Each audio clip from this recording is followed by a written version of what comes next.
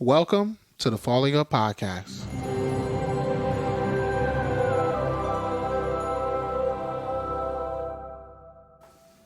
Hey, what's going on, everybody? I'm Ben Backus.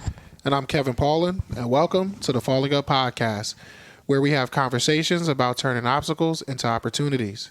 Let's get this ball rolling. Thank you, Kev. So my name's Kevnesha Boyd. I'm a licensed professional counselor, trauma therapist, EMDR consultant, activist, and certified cannabis consultant. Yes. All right. So can we dive and break down just some of those roles? Let's try. Because, I think there's a lot there. Mm-hmm. So maybe just take it from your favorite to your, I don't want to say least favorite, but like if you were to talk about your roles that you use the most and you really enjoy the most. Oh, yes. So I'll say the central theme between all my roles is certainly trauma and PTSD. So that is what connects all of them. My most favorite is being a therapist. I absolutely love being a therapist. I'm going to be a therapist for the rest of my life. Of all the things that I do, it is the one thing that I don't want to stop doing.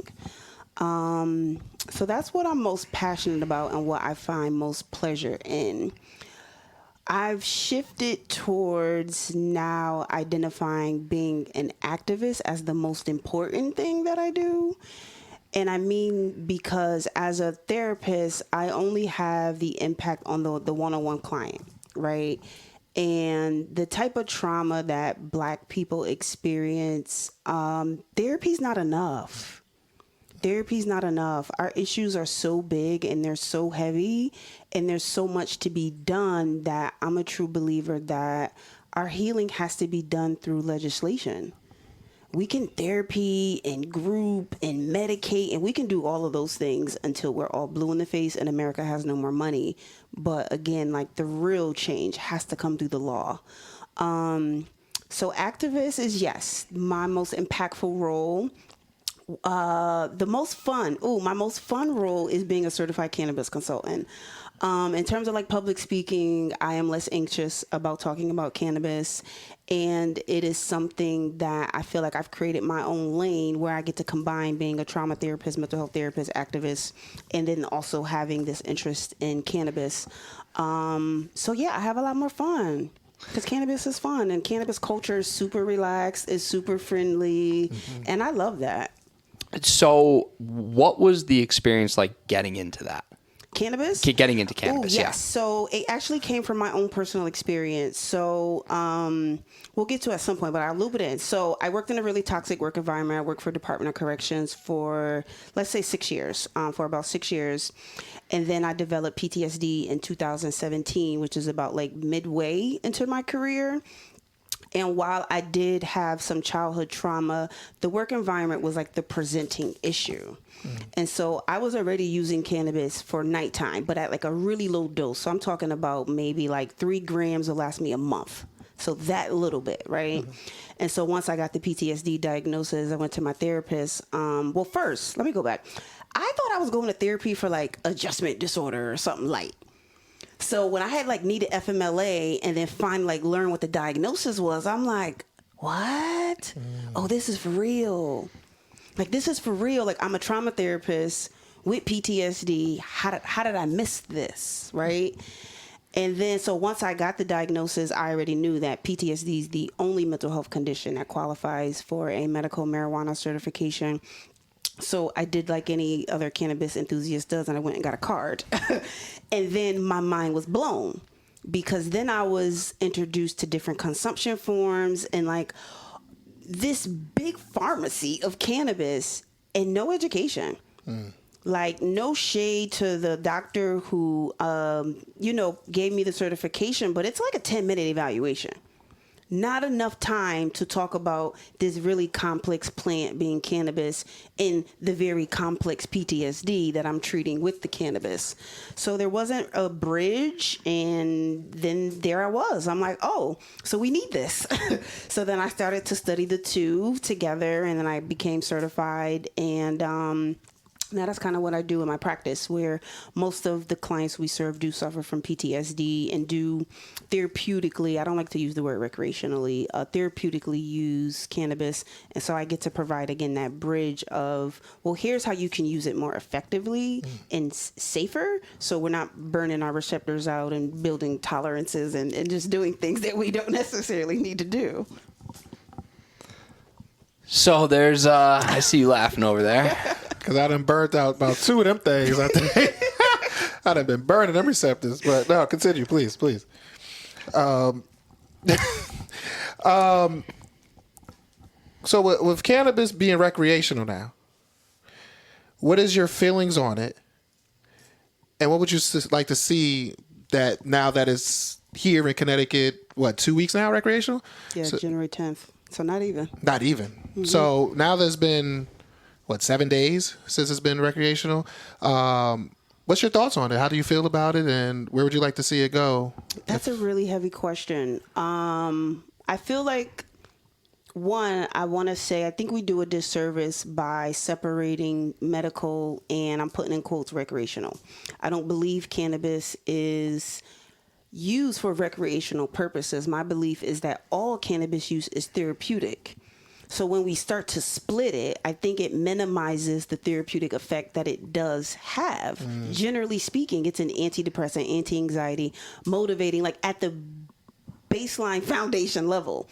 Nobody's just using it just to hang out, right? And it's like, if that's what it's presenting as, let's look at hangout as relax. Let's look at hangout as reduce your heart rate. Let's look at hangout as not thinking about the worst traumas of your life for even just 10 minutes, right? Mm-hmm. And so those are all therapeutic purposes. So I think we really should just shift the language and just say cannabis is for therapeutic use.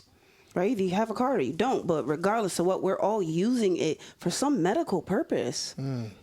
So that's one. Second, the program is trash, right? Like it's long overdue. If we think about tri-state, Connecticut's last. Right. And so having gone last, you would think that, well, let's look at the other states and see what they could have did better. Connecticut's like, no. We're going to make all of the mistakes. And then we're just kind of like going to just try to figure out and backpedal. And it's a disservice. Like if we think about the harm that cannabis criminalization and prohibition had on Black and brown communities, is like, we were owed, before you roll all of this out, let's talk about not only clearing records, because I'm not anti-expungement, but that's an imbalanced conversation. So if we're talking about expunging the records, what does that do for the collateral damage?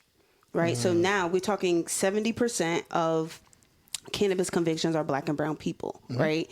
And so now we've taken this father from the home, and like, how do we compensate or measure the damage that this incarceration had on this entire family, let alone the community? So clearing the record does what? Yeah, it doesn't do anything about the past. It suits America's ego to say, right. Oh, we did that. Right.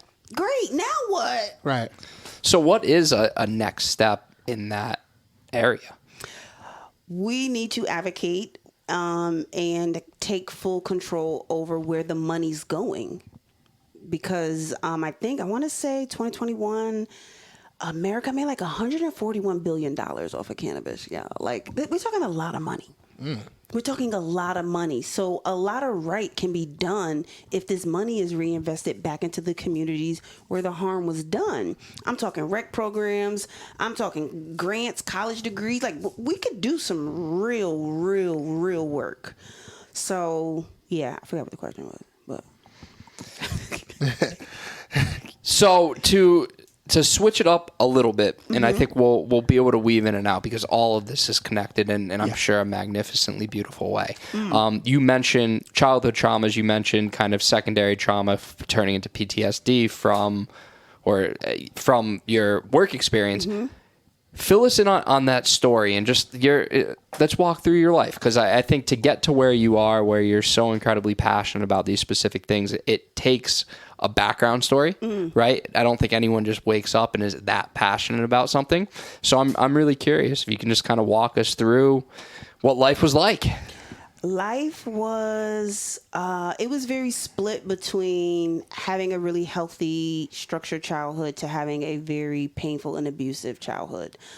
So my parents were teenage parents, and they did not have the skill set, the resources, or the family support to raise a child. And so throughout my childhood, both my parents had been incarcerated, and then I lived with my grandmother for a big part of my childhood. So I'll say that was the healthier part. And I remember very clearly being young, and while my father was incarcerated multiple times, just hating to go visit him in this very like sterile environment through this glass, and just being very confused.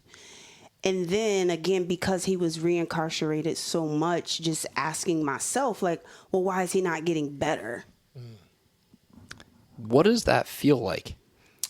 It was very confusing, and I internalized a lot of that through even my childhood and even young adulthood of just, well, me being home is not enough for him to get his life together, right? And so again, having now to study criminal justice and learn all of that, I'm like, oh, this is bigger than him not wanting to get his life together. Much bigger than that.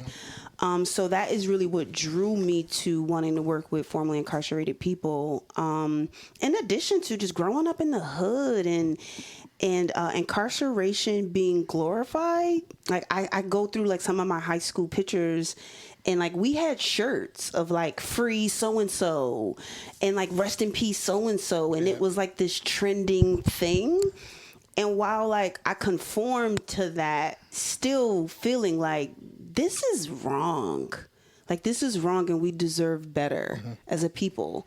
So that's when I went to school for criminal justice and psychology. And then I knew specifically I wanted to work in the prison because I was in school and learning how, the psychiatric hospitals were shut down. And then that ultimately led to most people with mental health conditions to be now housed in correctional facilities. So it was like, oh, I get to combine the two very things that I love in this place. And so I dedicated literally like all of my life in terms of internships and just working really hard to make sure that I was qualified to get the job at the prison. And what did being qualified look like? That looked like doing an internship with probation. I did an internship for probably about a year and a half. I worked in a halfway house for about 6 years. So like all of my work experiences were directly the intersection of mental health and criminal justice. I worked at Columbus House for a while. I was a jail diversion clinician for quite some time. So always in those intersections. What did you find most impactful from those experiences? Ooh, of like my work experiences? Yeah, right. Because it's a very, it's a very specific population that you're working with, where a lot of people have, I think, shared, although maybe different faces to an experience, kind of the shared principles of the experience. And just to think of, was there a moment that you were really taken aback, or you felt hopeful, or you felt hopeless, that really stood out from that work experience over those 8+ years, it sounds like? Yeah, a lot more so of hopeless. Like not ever having the time or the resources to truly treat people's mental health conditions in the way that they really needed to be treated. I often felt like a placeholder and more so of like a checkbox and a formality. So I'll say my biggest takeaway was my biggest blessing and the most traumatizing experience of my life. So working at New Haven Correctional, I had grown to treat Robbie Talbot, who was incarcerated maybe I'll say about 4 or 5 times. So meaning like I knew him pretty well, and he was assigned to my caseload. And I very distinctly remember him coming in one night. It was the end of my shift, and them telling us his mother just dropped off his breathing machine. So I'm like, all right. And so the next morning, I got a call from my friend, and she's like, well, Robbie died.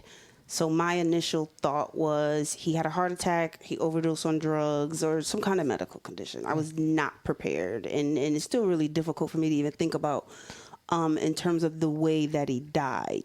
And so I get there, and then of course everybody's reenacting and talking about the incident. And what I've learned is that Robbie, he was having a psychotic episode. He was unmedicated, and this is a man who's never been housed in general population. He's always needed a higher level of care. He's always been on psychiatric medications. His mom had a very, very positive relationship with the correctional staff. So this is somebody who we knew is not well. So he's pepper sprayed 3 times, and he's chained, and he's put in solitary confinement, and he dies. And he dies. And I remember, again, I had conformed to a very toxic work environment. So I'm sure in that day, just kind of conforming to like the jokes and just them again, like going over how it all happened, right? And I remember like not having a lot of people to grieve with, like me, like this was wrong. Like he was killed. He was literally killed. What was the mentality of the kind of the workers and staff and individuals in your position? Like, what was complete disregard? Complete disregard. I remember that day there was somebody else in the cell where he died.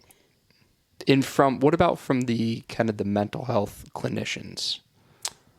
Big disconnect. We did not even have a meeting about this. It was just like Another day. Another day. It was literally like another day. There was no meeting. There was no policy change. There was no case review. Like, it was just like, this happened, and now move on and continue your shift. And you just move like it never happened, unfortunately. What was the mindset from the clinicians?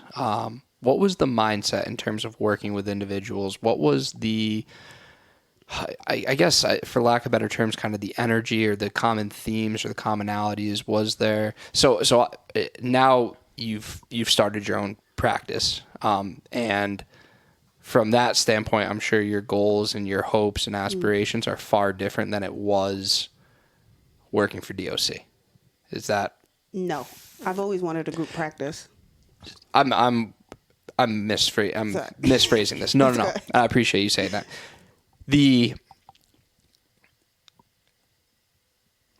Having your own practice, you get to do the work that you've always dreamed of doing. And my guess, and just hearing you and how passionate you've been in the few minutes that we've been speaking, that was always the mentality that you brought to the table wherever you worked. However, my guess in just knowing group behavior, when you put a bunch of people together, like that, often it's very easy, you use the word conform, but to lower the standards, right? And to just show up and, hey, this is just what's going on. What was it behind the scenes? What did that look like? Because I would imagine that would be, I'm trying to put myself in that position and showing up to a job where I'm getting the sense that people aren't bringing their best and they're not really doing what is right for the client, which is in the ethics of any mental health professional or any doctor, any psychiatrist, whatever, right? What is that like from your standpoint? I'm doing a horrible job articulating this idea. It was hell, right? Because again, like you're saying, I dedicated my whole life to doing this work, and it really was my dream job. Like, who gets a state job in the city that they're from months after being licensed? Like, it just all was like the divine alignment of it was like, this is where I'm supposed to be. I was really excited. And that died down fast. And I'll say it died down, again, because of conformity, but me realizing I had to conform to survive. So I'm having to work with a team, but also ensure that I'm safe and ensure that, like, if I need a favor, somebody's gonna help me out, because we're locked into this place. We don't leave. We become a family. So people, I think the best thing I can describe it is like the blue wall of silence. Well, that wall is taller and thicker and a lot bluer in a correctional facility. So when I'm talking about you lie and you hide things, and the standards of healthcare is the lowest of in any setting. I'm being dead as dogs are treated better. Absolutely. than incarcerated people. And what happens is if you have like healthcare staff who don't work outside of the correctional facility, they just think it's normal. So when you talk about these code of ethics, when your healthcare staff working in correctional facility, it's their house. So safety and security trumps anything. They don't care about HIPAA. None of that matters. If a lieutenant or captain says do something, sign up on something, you just do it. You just do it. And in regards to, I've gone as very, very high up to try to report certain staff that were abusing incarcerated people. And I mean like blatantly abusing. And it was always like, there's nothing we can do. There's nothing we can do. You sure you want to put that paperwork in? You sure? You sure that's what you want to do? And it just never would go anywhere. And then it became a joke in terms of correctional staff, like making fun of the abuse, or it even led to a lot of times me just being ostracized. Nobody wants to be called an inmate lover. And when you care, that's the name that you get. And then again, that means nobody likes you. Nobody wants to talk about you. People are spreading rumors about you now. And no, right? So it was a balance of me conforming, but also trying to stick to my ethics and not having a safe space to even do the work that I wanted to do because nobody cared. That sounds like hell. I'm talking That like sounds so remarkably challenging to be pulled into different directions that it makes sense. This is where the PTSD stems from. Yeah, I would vomit in the parking lot, like pulling into work. So when I said like it was making me sick, I was developing asthma from third exposure of the pepper spray, like just really, really sick and just not doing well at all. Yeah, that blowback literally is Was life-threatening. there any mentors or individuals that you were able to find strength in or hope in, or was it really just, hey, I feel like I'm on my own island? There was some. So I'll say when I first got there, I worked with a group of nurses who also had outside jobs. So then they brought in a different level of care, and we became a really close-knit group, and we would look out for each other, right? And I trust their clinical opinion. They trust my clinical opinion. And it felt like a team for maybe about a year or two. And then, shifts split, people leave, and then that just broke down. I'll say there was a nursing supervisor who worked there for about 3 years. She was helpful in terms of helping me navigate the toxic correctional politics. Literally sometimes having to keep a journal of things that happen because you just need the evidence or the record on things because it is a really, really dysfunctional, dehumanizing environment. It really is. What was the moment you knew you needed to leave? I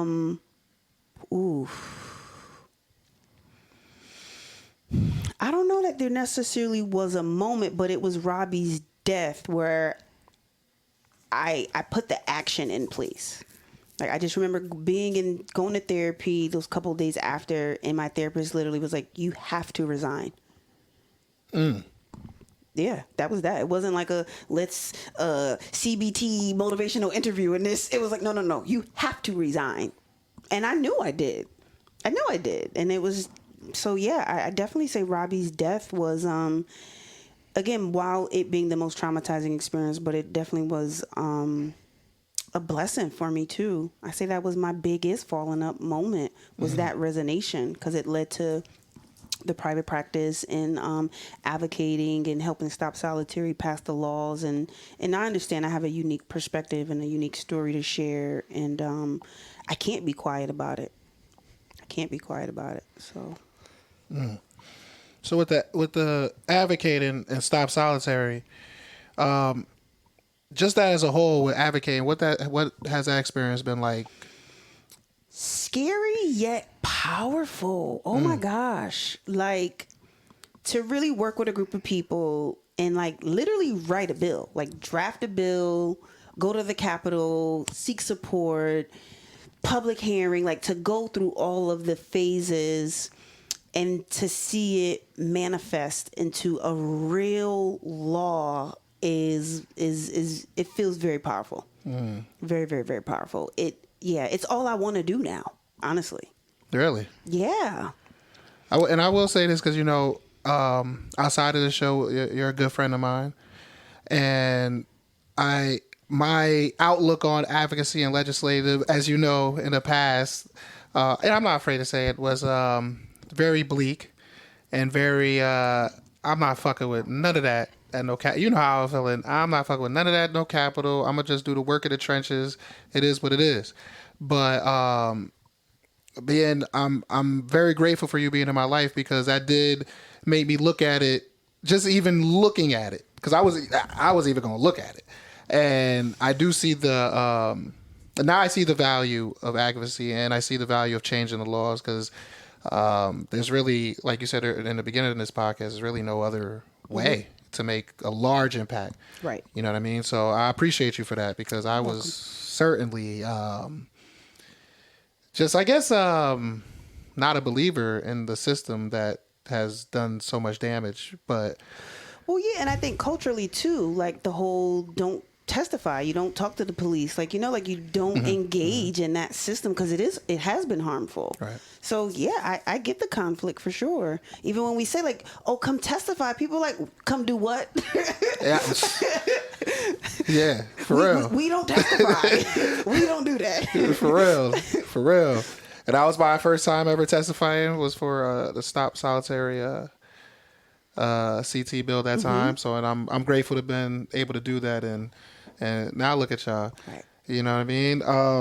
What's going on with Stop Solitary? What's the mission now? Because I know that law has passed, but what does that look like now that law has passed?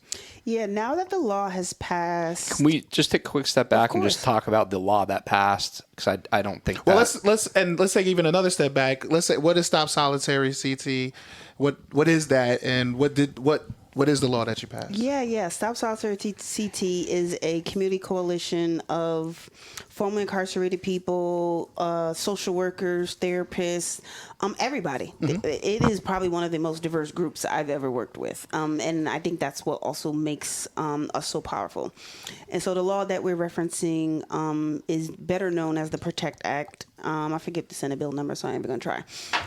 But ultimately, the bill focuses on primarily establishing some external oversight and accountability and creating a government-appointed ombudsman and a Department of Corrections advisory councils, which I think should hold 9 members.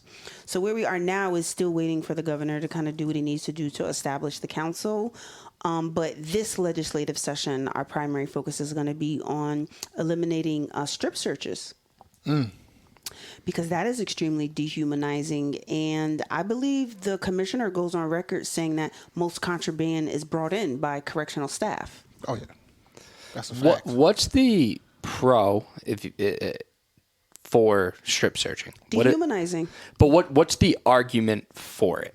If someone was to argue why you should be able to strip search, Contraband. That would be it. Drugs, weapons. It would be because there would be no other way to find that. Is that the idea? Yeah. That's the idea, but Yeah. it's such a small percentage comes in that way. Right. Small. So small. Most of the times, and anyone could Google it. Most federal case, well, they usually are federal cases where COs are usually the ones that are supplying. Yeah, that intuitively makes sense, Yeah. right? Follow the money. Right. Right. So it's bullshit. But what would I guess that's a great question, Benny. And I think to piggyback off that, like what would be the alternative for strip searching? Because I guess the argument would be all safety, right? For during visits or whatever, blah blah blah. But like, what can a state do other than strip search someone to still say that safety is being followed? I think we might just be talking about a difference in like the process and the way that it's done. Okay. So if I could reflect on my experience in New Haven as a woman, so anybody who I had to assess, I would have to go to the admissions and processing space, right? So I have my own key. Literally, I'm talking, so this is the door. Literally, strip searches are happening to my immediate left, right here. Some maybe 4 or 5 barricades, right? But I could essentially see everything. There's nobody's directing traffic or saying, hey, you're a woman, give us a minute, don't come in. And then literally to my immediate right is the phone. And then in the back of there is where people are being held to wait to be strip searched. So just even that, like there's no privacy, there's no confidentiality, like just this big open space. The best analogy that I can compare it to is like a slave auction.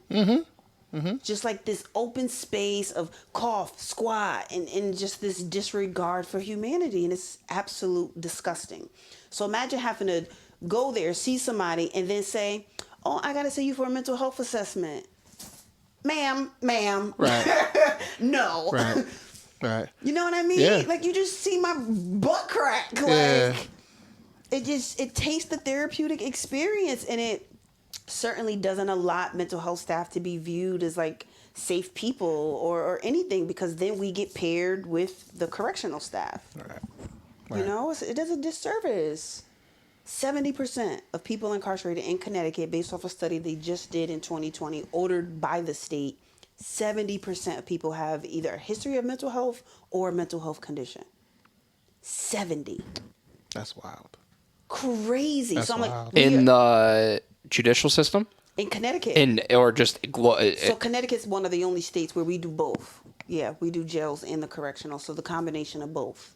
Yep, as of 2020, 70%. yeah, and I'd say the other 30% maybe Underreported. Yeah, Right. Probably didn't report accurately, because I would say that number has to be 100%, right? Based off. Right. Well, the strip search alone is Well, that's a what I traumatic mean. experience. Right, and just that the whole process that you've highlighted. Yeah. I mean, there's for everyone involved, right? If the workers are also being traumatized on a regular basis, the whole culture is certainly the antithesis of rehabilitation, which is it's hard. But to shift out to maybe a more bright topic, because I do want to talk about your practice, and I think something that is really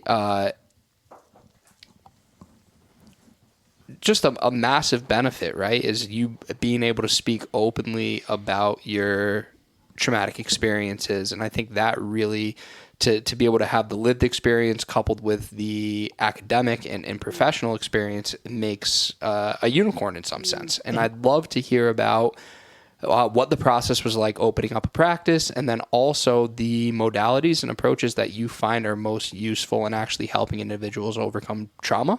Yeah. And also if we can, and maybe we'll just keep it at that for now, but I want to also highlight maybe some tips that someone who is experiencing or who has experienced traumatic experiences can begin to try to apply, or the paths they can take to seek professional help. Yeah. So the practice is quality counseling. And so we've grown from a small solo practice in 2017 to now there's 6 of us now. And we primarily serve marginalized and oppressed communities. We specifically target Black people. And really my mission is to create a safe space for Black people to heal trauma. And really so it's affordable. Like, I think that is what makes my practice most unique, is that we accept commercial insurance, and I've got a policy where we don't terminate people if they can't afford therapy. So if you're in therapy and your insurance comes to term, you know what I mean? Like, I'm not going to say, okay, now you need to go find another therapist. So primarily we are EMDR therapists. I'm proud to say we're all EMDR trained. I feel good about that. Nice. So I received some grant funding where I was able to help the staff become EMDR trained. So EMDR stands for eye movement desensitization and reprocessing, which can sound like a lot because it is a lot. And it was developed in like 1970, but in short, EMDR combines neuroscience, body movement, and the main goal is to really help people rewire their nervous system. Yeah. Using eye movements, body tapping, yelling, chanting. So that's another thing that I like about EMDR is I think the eye movements are usually the most well-known technique in terms of the framework, but there's so much. There's so much. Like the singing and again the stomping, because in my experience, what I feel like is trauma gets stored in the body, right? It gets stored in the body. And in addition to that, trauma is a relational disorder. So I tell people, if you want to know if you got a trauma history, look at your relationships, because trauma changes your relationship with yourself, it changes your relationship with the world, and it changes your relationship with other people. So if you're looking for it, it's likely within your relationship dysfunction, because that's how trauma manifests, and then in disease. What are the most common either myths or questions that you receive about this modality? Is it hypnosis? Because of the eye movement. So my comeback for that is it's not hypnosis, but what the bilateral left and right eye movement does is it replicates the REM sleep cycle. So the REM sleep cycle is where trauma is reprocessed. So let's think about you on the highway, you get cut off, you flip the guy off, and then you go to sleep. You're not necessarily waking up thinking about the guy that flipped you off, right? Because again, the processing happens in the REM sleep cycle, but naturally so. That doesn't happen with all trauma, obviously. And so the eye movement helps the brain to sustain this dual attention of observing the past, right, but staying in the present. And the real goal is to kind of come up with a more rational, adaptive belief about yourself. So rather than, oh, he cut me off because I'm not good enough and I'm a bad driver, it's, oh, he was having a bad day and he's a bad driver. That's why he cut me off. Yeah, because again, like I was saying, trauma is internalized. And that brings, and it might be a silly question, but when someone uses the term healing trauma, what does it mean to heal trauma? It is an action. It is something that you do daily. Healing is a daily practice. I want everybody, if nothing else, please take away that healing is a daily practice. On the internet, they like use the term healed. It makes me cringe because I'm like, we're really talking about just taking care of oneself. And I don't think that should ever stop. And life is a daily process, right? We all get these 24-hour increments, and it's what you do in that day. And I like to think that change in a nutshell, right? I think my favorite way to conceptualize it is the stages of the change model, where you have pre-contemplation, contemplation, preparation, and action, maintenance, so on and so forth. And you can recycle through everything. And I think that when it comes to change, when it comes to wellness, there's these specific things that we can all do on a daily basis that can be recreated a day at a time, but they can also be stopped a day at a time, right? So if I have XYZ that allows me to be well, and all of a sudden I don't do X one day, well, I better believe that I'm probably not going to be as well as I would have been. Right. And I think what I'm hearing from you, and I really, really like that we're very much on the same page, that it is a daily process, and the healing by definition is, I believe, too, it's one day at a time. Yeah. And I can be healed one day and the next day be an absolute mess, right? Just like when we talk about the grieving process, right? Like I can accept something beautifully for exactly how it is in any given moment one day and be in utter denial or anger in the next. And that's okay, but it's how do I process that, and what is my process, right?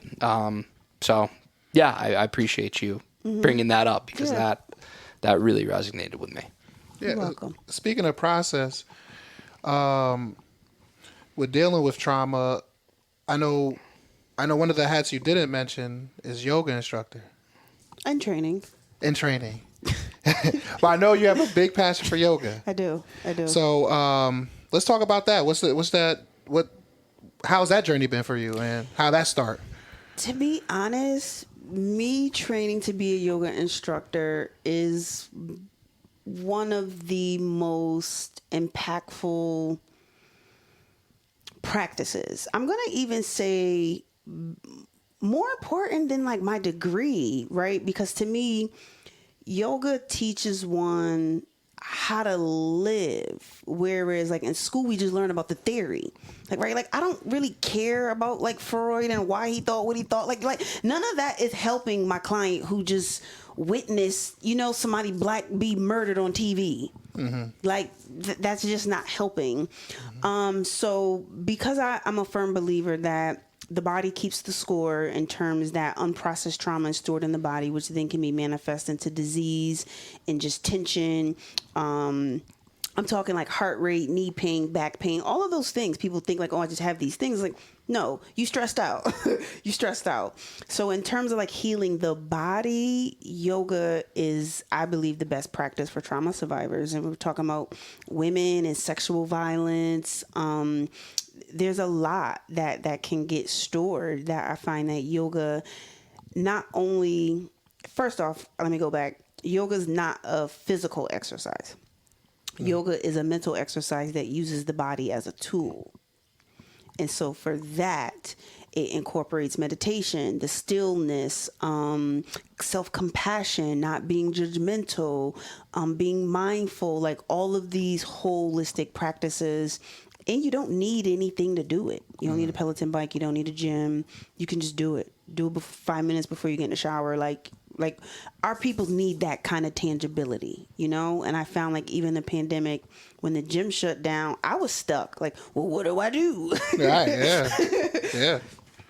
Yeah. That I'm still trying to get back from that, because the gym was a big part of my life, and when that thing ended, I was trying to figure it out, you know what I mean, and doing at home stuff, but it wasn't the same. And I'm still trying to like get back into that, because that's when you don't have, well, you think, and this is maybe I'm talking to myself, but you being formerly incarcerated, like you go down to the gym, you go outside for rec, and that's like an experience to go somewhere to work out. And then when they take that away from you, solitary confinement, that's the punishment, right? Right. So then COVID was like solitary confinement for all of us, right? And to know that you have something that you could do, like you said, at home and without any equipment, you know, that's powerful, but not enough of us know. I'm not gonna say, I feel like a lot of people have heard of yoga, but not enough people actually know what yoga is. It's been colonized. We can call a spade a spade. It's been colonized, and it's not a European practice. Right. It's certainly an Asian and an African practice. So I think the more people of color get into it, we decolonize it. I like to say the yoga's like the Marvel rings. It's like my last ring, right? So we got cannabis for the medicine, the EMDR therapy for the mental, and then now the yoga for the body. So Thanos.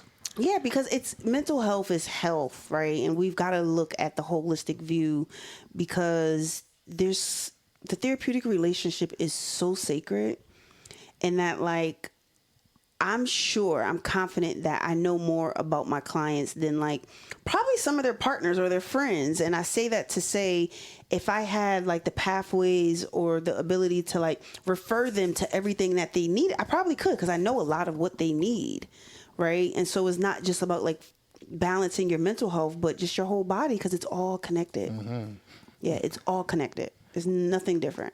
Prior to engaging in yoga, was your idea of what yoga was different from the reality? Yes. Can you speak to that a little bit? This is like the hardest thing I've ever trained for in my life. I'm not kidding, because it's Really? a lifestyle. Right? Like I could easily bust through the modules and do the homework, but no, like it literally is a lifestyle. What was your question? So kind of the idea of, when I think of, so I'll use meditation as, because in terms of, and we can get into kind of where yoga differs from active meditation, or where it adds to, I should say, most likely.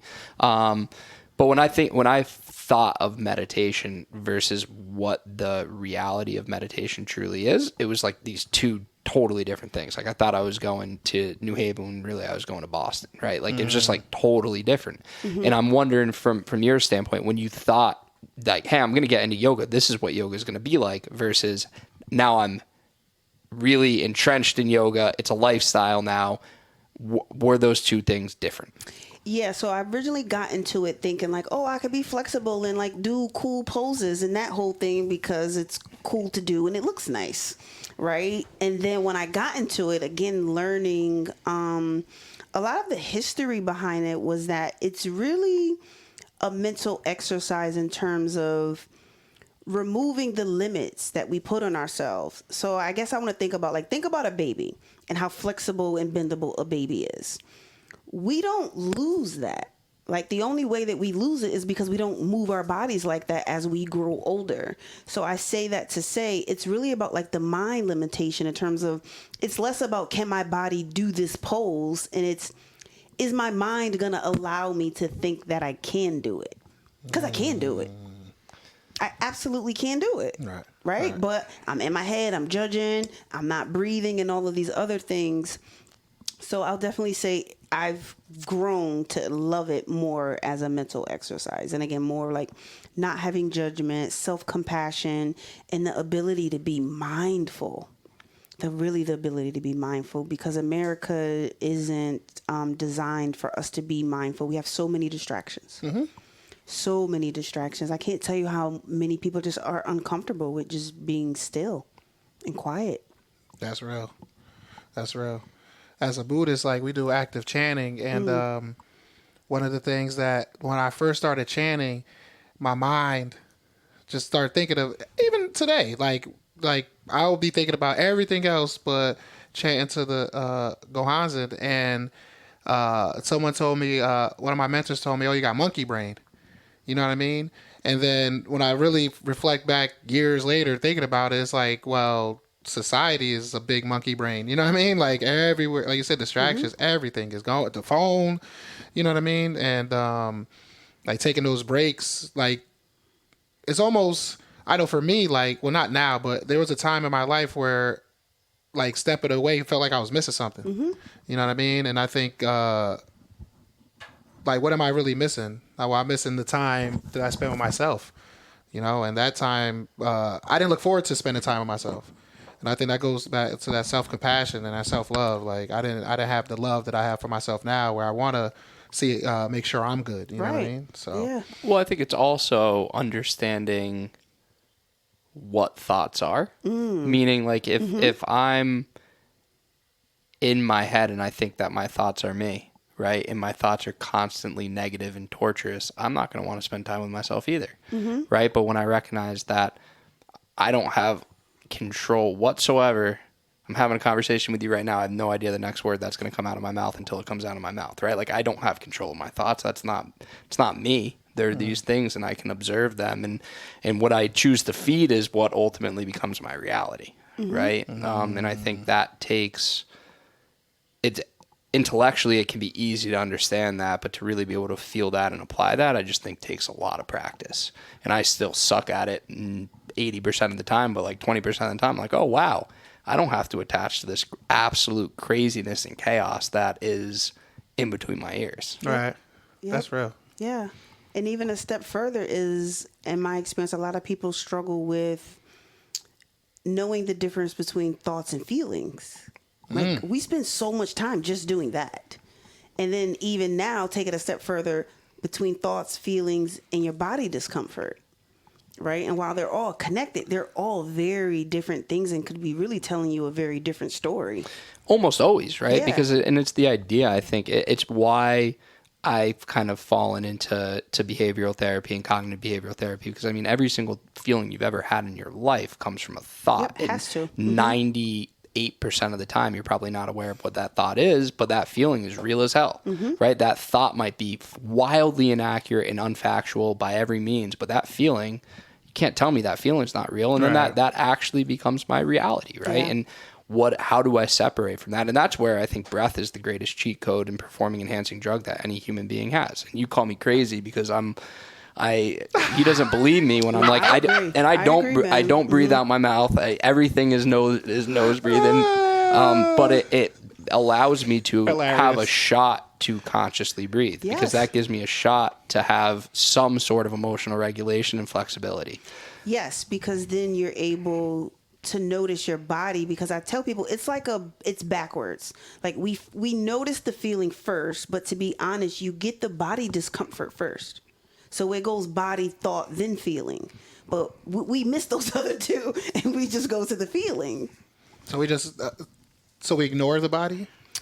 I don't want to say ignore, more so than a combination of avoid, dissociate, and not have the skill. or don't know. Like, simply just be unaware. Yeah. Right? Like, Yeah. this is all things that I know before these concepts were brought to my attention. I literally never spent a day in my life thinking about. Like, not even a second in my life, never mind a day. Right? And until it was brought to my attention, like, you don't know what you don't know. And, Right. and I deal it, and hopefully people can recognize this. And, you know, there's just so many great resources along the way that really, I think, highlighted just new information and new ways to live. And I'm grateful that in that moment, my mind and my being was receptive to receiving that information. Because I know a lot of times it's just like, oh, that's that hokiness. That there's nothing to it, right? Yeah. But yeah, I'm grateful that. You're in a good place to receive it, yeah. Because we'll get the information, but if we ain't open, Let's Right. get the information. no, that's real. So there's a few questions I have left that I just wanted to touch on. One, you mentioned having to take FMLA. Can you explain that process and how you were able to navigate it? Because there are so many individuals out there that could desperately utilize FMLA, but don't know, one, that it's a resource or it's an option, and two, maybe just don't know how to navigate it or have too much going on to even seek advice or information regarding it. Yeah, I learned about it actually through my coworkers at Department of Corrections at the time, and it is wildly used because one thing Department of Corrections takes serious is attendance. And so you can only call out a certain amount of times, and so FMLA became this protective measure. For me, it was real. For me, it was literally, again, yes, me calling out, but me calling out because I just really hated my job. I was sick, and just there was days where I just couldn't get out of bed to even go to work. And so I needed it. And so that was, again, how I spoke to my therapist about it. And she gave me the diagnosis. But it's a federal law, Family Medical Leave Act. And any mental health condition you can qualify for. So talk to your mental health counselor, your primary care doctor about it. I forget how many weeks it is, about 6 weeks. But in my experience as a therapist, I'll say that a lot of people have a lot of work trauma. It's probably like the biggest thing that I'm surprised about people, you know, they just have a lot of work trauma. And so we're big advocates for FMLA. I think a community barrier can be is that a lot of providers don't like filling it out or they want to charge for it. So, Charge to fill out the paperwork. yes. It's heavy paperwork, right? Like it's gonna take some time. So I get it. And also slightly inappropriate. Yeah, I mean, you have an obligation to do right by your clients, and if anyone is charging for that, I mean this in the most loving way, but you have a special place. You got a special place somewhere, because that's just unacceptable. Yeah. It really is, and that it hurts because you're capitalizing on someone's literally most vulnerable moment when they need you the most, and you ideally should know them, like you said, a lot of times better than friends and family, right? So please, I hope that's not really a thing. I'm sure it is, because that's statistically it is, but Capitalism. yeah. Yeah.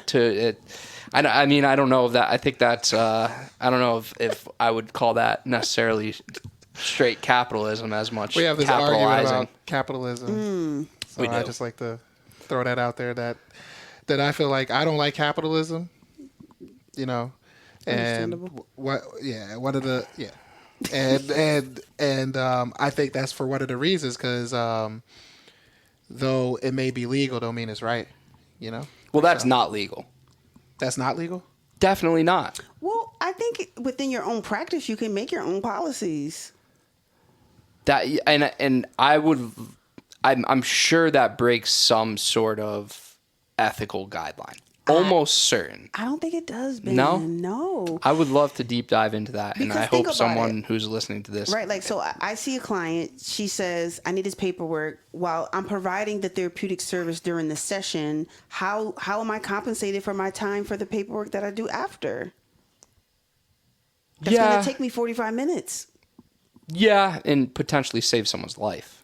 Yeah, I'm with you, right? So I'm just playing devil's advocate. Yeah, I think it's just part of the job. It's like being like, I agree. oh, I did a surgery and it didn't go well, so now I have to do another surgery and I need to, like, I don't know. It just seems, and that's a poor example because you're going to be compensated for multiple surgeries. But there's some analogy out there that I'll wake up in the middle of the night thinking of being like, damn, that's it. Because at the end of the day, it's that falls under my duties, I feel. Like, pretty strongly about that. But everyone, unfortunately, because I was blessed to go to your graduation, and I never went to a social worker's master's graduation. That was my first and only time going to that. And, you had to take an oath, right? And that was an amazing time. My boy had his Gronk jersey on. We were lit. But just because you take an oath don't mean you live by the oath. Right. And that's just unfortunate. That's America. Yeah. That's America. Everyone's not going to be like y'all two. So coming back and maybe we can wrap up here, but what laws, because you do, again, a lot of advocacy work and macro work, what laws would you like to see change that you think would make the greatest impact? Or law? The abolition of correctional facilities. Let's get rid of them. And what would the process be in lieu of that? Creating space for the 70% of people that really need mental health support, right? Or even if we're talking about our children, community centers and programs and safe housing, right? I'm a believer that I believe housing is a big barrier for people, and it's one of the biggest contributors to people being incarcerated. So yeah, let's get rid of the prisons. Let's get rid of them. And then reinvest in community agencies, housing, better schools. We got to take better care of the kids. I like to say we should measure the value of a society based on how they treat their children. And I'm here to tell you, America treats their children like shit. Like shit. Like we've got to care more about our kids. And we're not doing a good job of it. Kids are struggling. Bad. Yeah. Bad.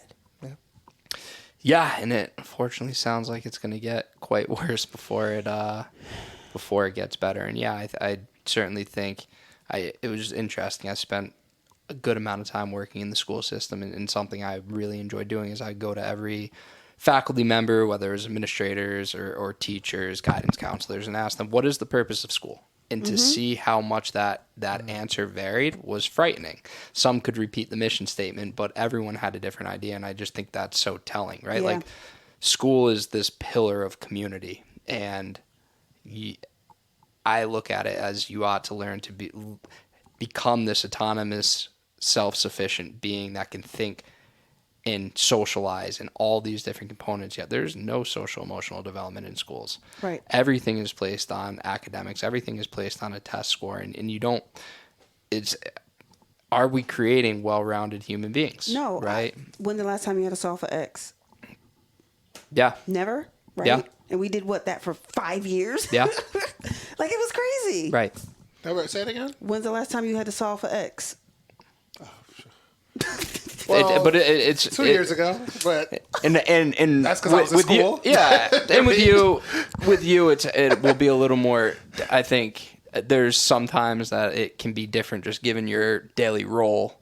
But I know certainly for me, very, very, very, very rarely are massive equations part of my life. Right. So, whereas I socialize and I connect with people on a daily basis, and I don't remember taking one class on active listening or one class on how to get to know someone and how to ask open questions and deep breathing and trade information and how to regulate my parasympathetic nervous system so I can stay calm and not constantly activate my fight or flight response. Yep.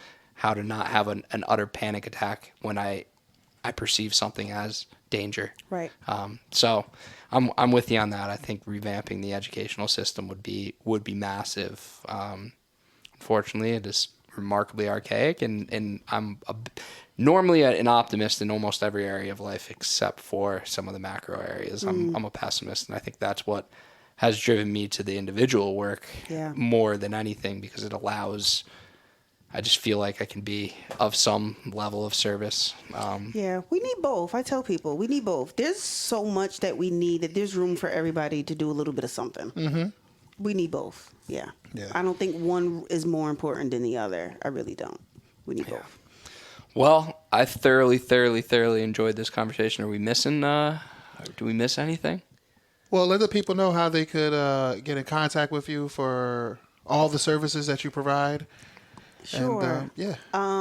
The best way was going to be through my website, so www.qualitycounselingct.com, and or you can follow me on Instagram at Kevnesha, KEVNESHA_LPC. Thank you. Awesome. Well, it was an absolute pleasure, and at some point we'll definitely have to have you on, because I think this will leave, it's left me desiring more. So Yeah, I enjoyed it. we'll make it happen. I enjoyed it. Thank you for the invitation. Yeah. Thank you for coming. You're welcome. And thank you all for listening. The Falling Up Podcast.